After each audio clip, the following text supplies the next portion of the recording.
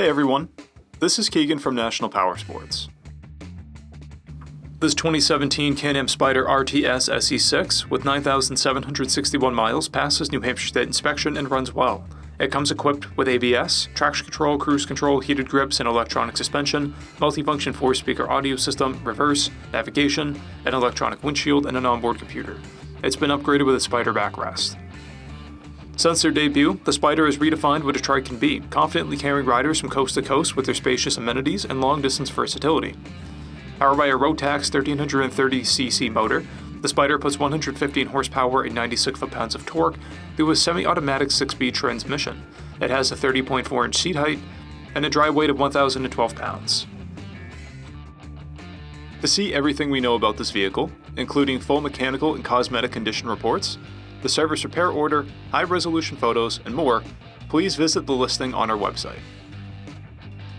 We have also purchased a CycleCheck's Vehicle History Report.